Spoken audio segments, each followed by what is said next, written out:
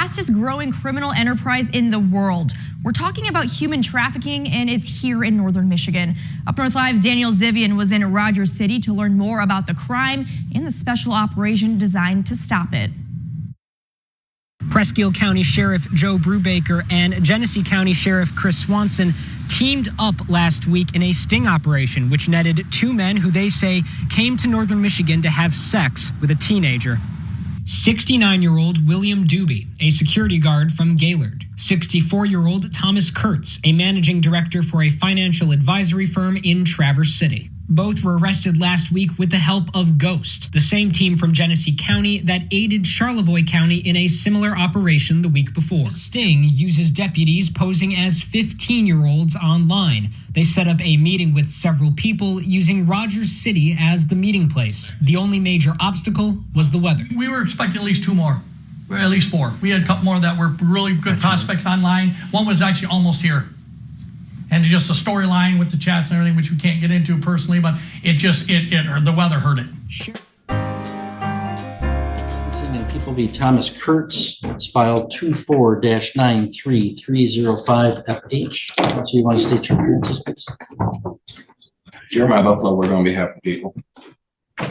Jesse Williams, present with Mr. Kurtz, sitting to my left.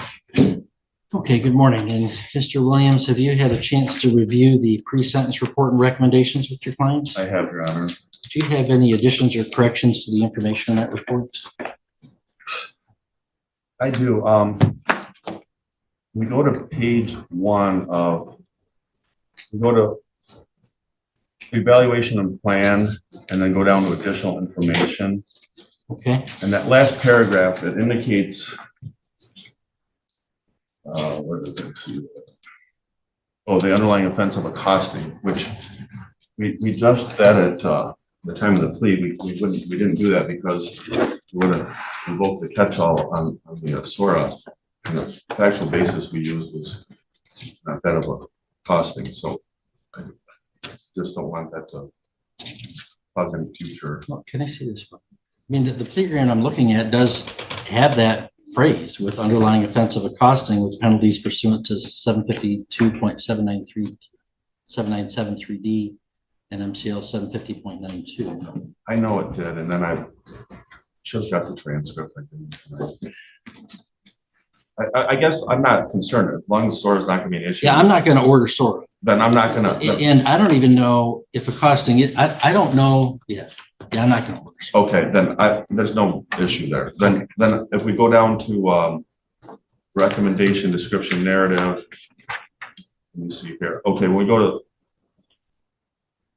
go where it says consecutive sentences, we go to the paragraph right above that.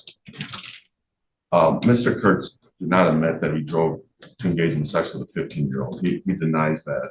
If that's the narrative of the incident report, we'll just challenge and say that he denies that statement. But that's. Well, I mean, what do you want me to do with that? I mean, he drove just, from Traverse City. Add a sentence that says, just add a statement that says he denies that. He just denies it. He denies that he admitted to it? Correct. He had never engaged, never intended to have sex with any 15-year-old. In fact, he said, I'll pay you extra to prove that you're 18. So he denies that he admitted to drove there to have sex with you. That's an important fact for me. I mean, I think we maybe ought to have some. Do we need to have a sentencing evidentiary hearing on that? I mean, I would say so. This is a silly situation where we have a TV program essentially working in concert with law enforcement and a lot of stuff going on. I would not shy away from an evidentiary hearing on that issue, particularly after we got the playbook from these folks. I'm not asking for an evidentiary hearing. I'm just simply asking that the court acknowledge that Mr. Kurtz denies that he had any intention of having sex with a 15-year-old.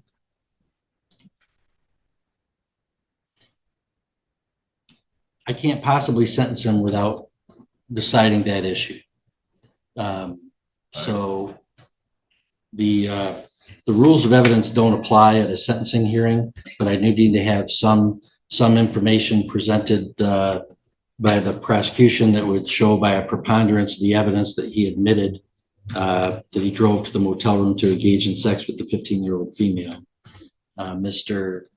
Mr. Virgo, I know that you didn't have sort of notice of that. Are you prepared to present any evidence in that regard today, or? Your Honor, it's a possibility if I can reach a detective that I do know is on duty right now, but I don't think I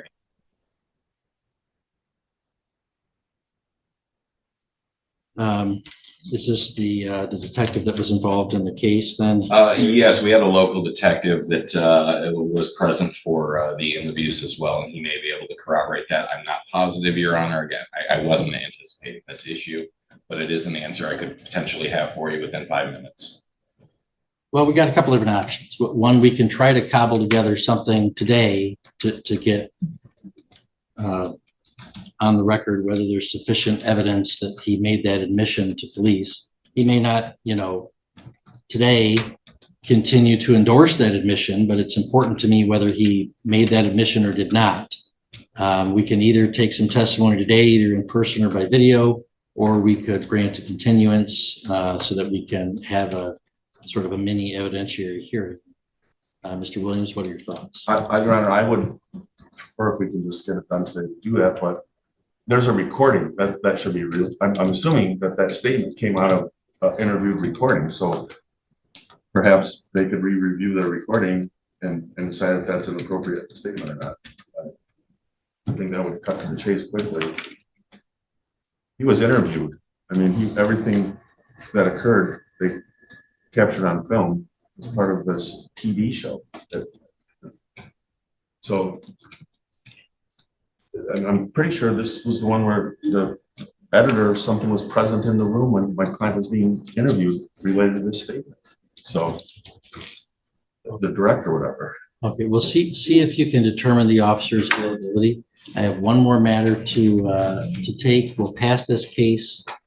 So we at least find out what the officer's availability is.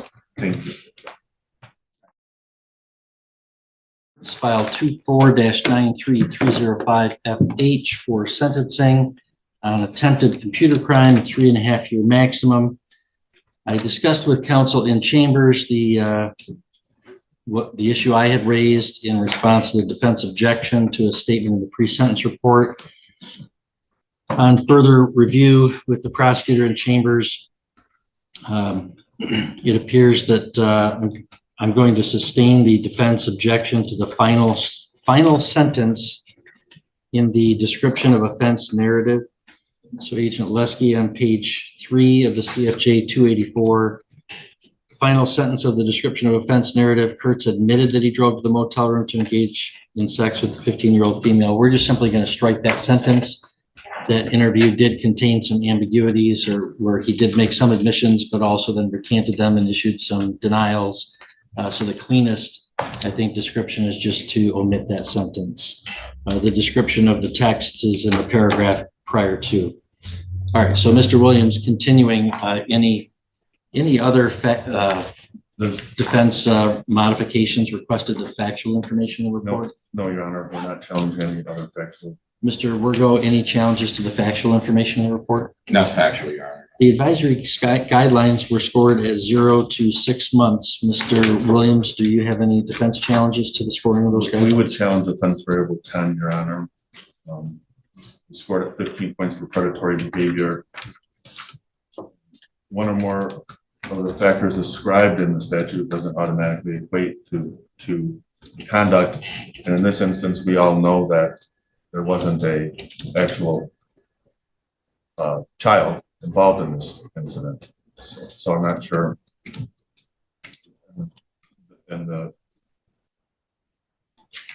thank you. Mr. Virgo, your response to that objection? Your Honor, I believe the statute reads predatory conduct. It doesn't mean to a victim actual or hypothetical. I think there's ample evidence that predatory conduct existed based off of the factual information in the PSI.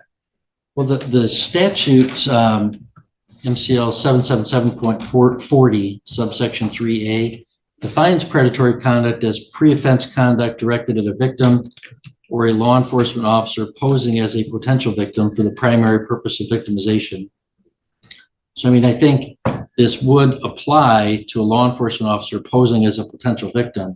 But I guess I would like to better understand the defendant. The sentencing offense is using a computer, being the smartphone, then to arrange this meetup with the law enforcement officer posing as a potential victim. To score predatory conduct, I have to find some conduct prior to that offense, pre-offense conduct. What would be on the record to establish pre-offense conduct directed toward the law enforcement, toward the victim for victimization? Mr. Wergo? Your Honor, I believe the PSI indicates that defendants used the website and contacted the law enforcement relative to that. Your Honor, he went in essence, which is the very definition of. If I may. Yes, Mr. Williams. It strikes me that that is the offense that he's being sentenced for, is using the computer for that purpose. He is, and the website that he uses is an adult website, and it's not an unlawful website that doesn't target children. In fact, it has a disclaimer that you have to be 18 or older to even use the website, so it wouldn't be pre-offense conduct in those circumstances. Where the sentencing offense is using the computer, I'm struggling to find pre-offense conduct. So therefore I'd sustain that challenge and score OB10 at 0 points. Any other defense scoring challenges? No, Your Honor. Mr. Wergo, any scoring challenges from the people? The people would challenge the scoring of OB12 for contemporaneous felonious acts. Your Honor, we would argue that there are two contemporaneous felonious acts: use of a computer to commit the seduction, as well as the accosting. Your Honor, the plea agreement specifically says no conviction on the underlying offense, but it does reference the underlying offense of accosting for the basis of the use of the computer. Therefore, we have at least accosting as contemporaneous felonious. We would argue again that it applies the use of a computer for the seduction as well as accosting, but at least we have the accosting, Your Honor.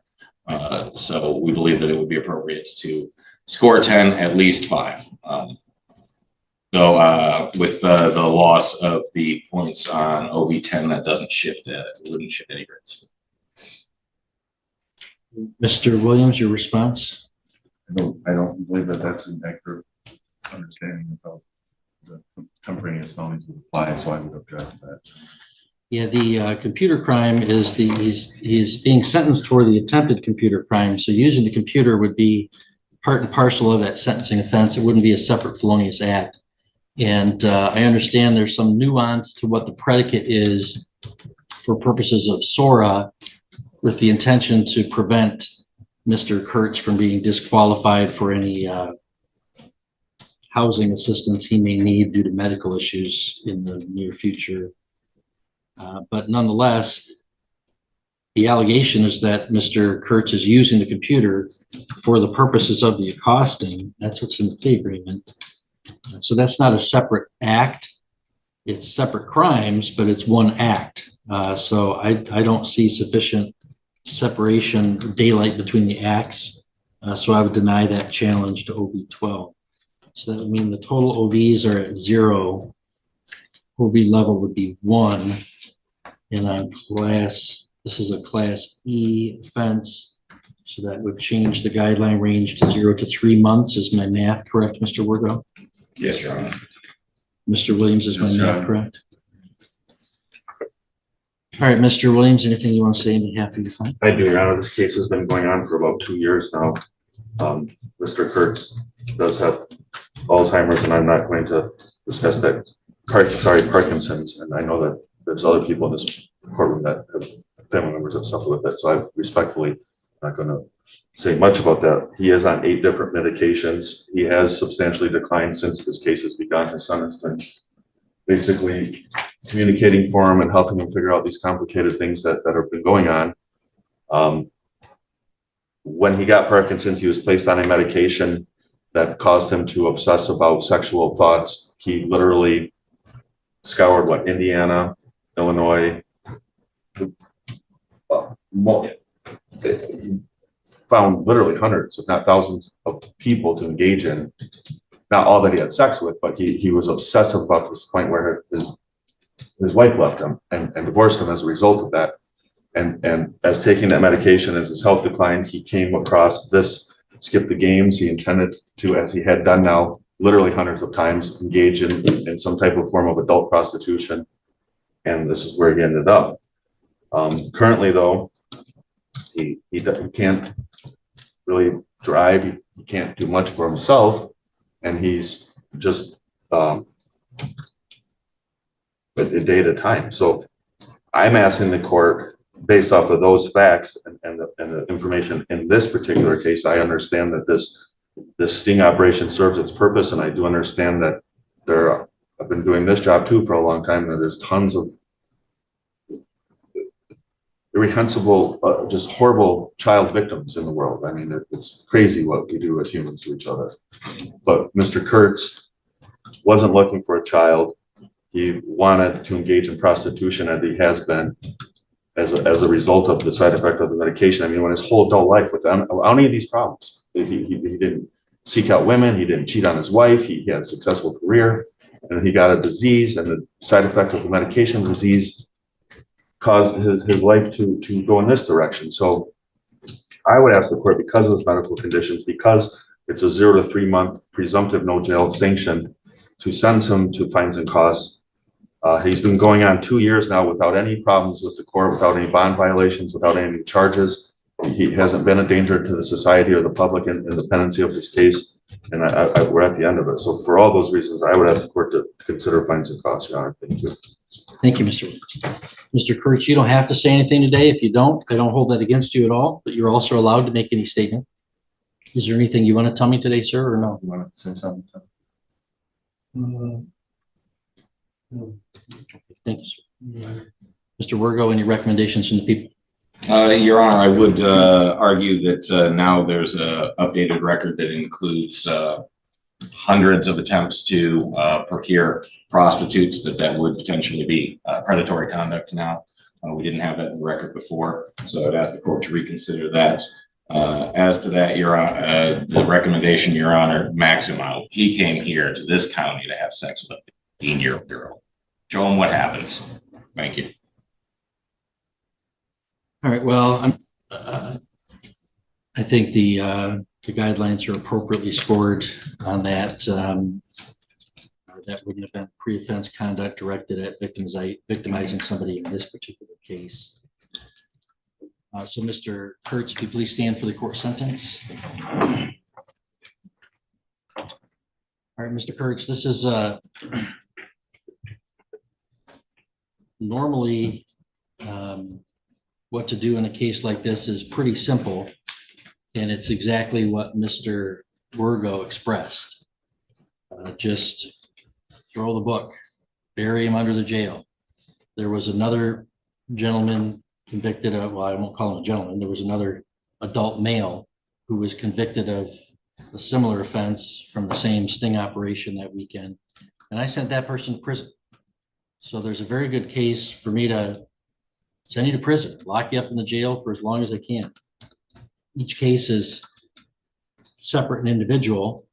There's a lot of complicated things in this case that I don't have as clear a picture of as perhaps you and your attorney and the prosecutor do.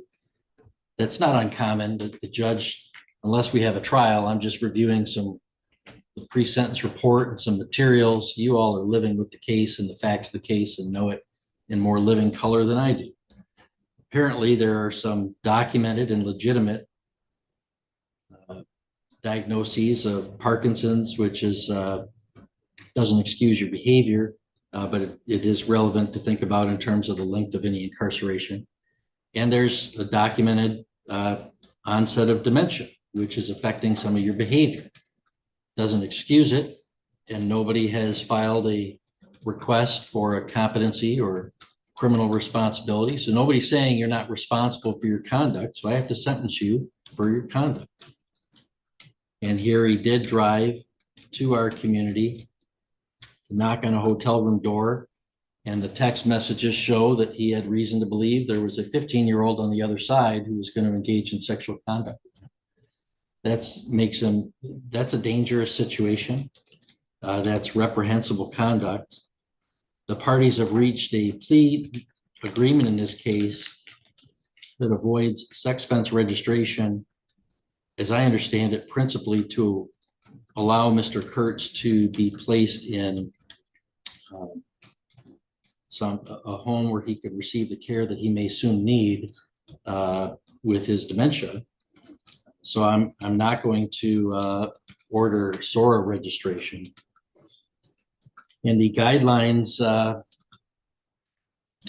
are scored after the court's resolution of the challenges at 0 to 3 months.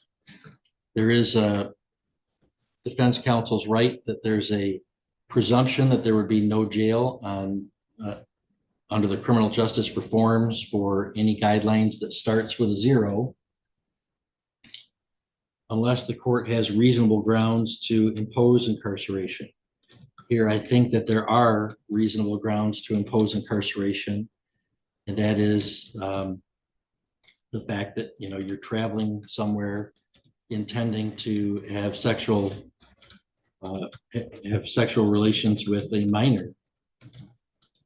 And I certainly hope that sounds like Mr. Kurtz's family is now placing some,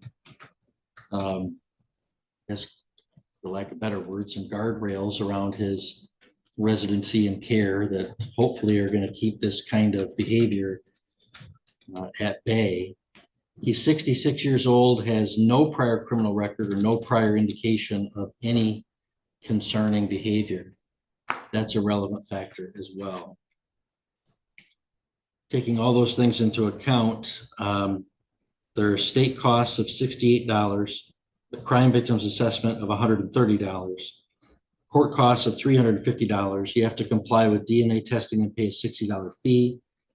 I don't perceive grounds to exceed the guidelines, but I will sentence you on the top end of those guidelines to 3 months in the Presque Isle County Jail with credit for 3 days previously served. If you wanted to appeal from your conviction or my sentence or both, you'd have to file an application to the Court of Appeals. If you wanted a lawyer appointed, you'd have to request that within 6 months. We're going to hand you some paperwork about that appeal, ask you to initial one copy for us. The other one is for you to fill out if you wish to take an appeal. The sentence will be served forthwith. All right, that'll conclude our hearing today. Yes, Mr. Williams. Yeah, just briefly, there is a, Mr. Kurtz has initial one returning it to the court, and he's kept one for himself. Okay, thank you very much. Also, he's a vehicle that was not, it was just, what asset is to be returned to him. I just made the record for it. It's taken at the time and just been sitting there since. Well, I'm not aware of any forfeiture. Is there a forfeiture action going on with that vehicle? We are contemplating it, Your Honor, yes. Well, I guess deal with the prosecutor with that. All right, thank you. All right, we stand adjourned. Please.